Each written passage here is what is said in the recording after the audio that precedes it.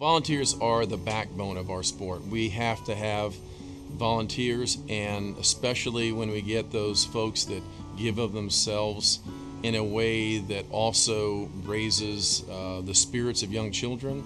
That creates an environment, whether it be in a board meeting with a swim club, or whether it be a swim practice with a swim mom or swim dad that's bringing treats in, whether it be at a national meet with the officials that volunteer to come out.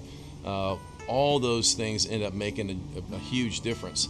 Swim meets, Grand Prix, they aren't these massive professional swimming events. A lot of these clubs, teams put them on, and they rely on volunteers. The timing, swim meets would not be possible without volunteers.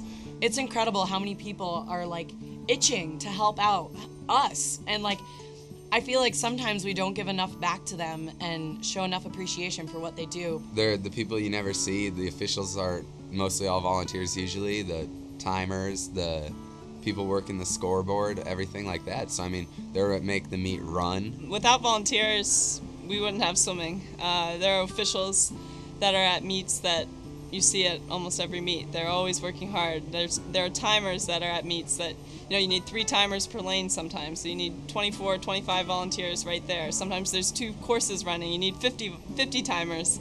There are just so many people that are involved in the sport that it's really, I think swimmers are really thankful for all the work that they put in. We couldn't have these incredible swims, and we couldn't have the incredible moments that we see in the water with kids going their best times, kids going times that they never thought they'd be able to do. So without volunteers timing, or without the volunteers on the deck making the meet run smoothly, these things wouldn't happen. These things can't happen. I try to thank as many people as I can during the meet and when the meet's over, because without the timers, who's going to get our times? You need the swimmers, but you also need the coaches and the timers and the hospitality people. Everybody comes together. And as I've gotten older, I've come to appreciate it, and I try and thank the timers now, and I try and thank the officials, especially as a distance swimmer. You're sometimes there on sessions by yourself, and I really try and make an effort to thank the timers for staying. The officials or the parents give that time with passion beyond just their experience themselves, or just beyond their experience with their child. And that happens all the time with all clubs across America. It's happening, right now at the event we're here, and people are giving of themselves to not make the sport better, but to make the people in the sport better, and that's exciting, and I hope it continues to grow.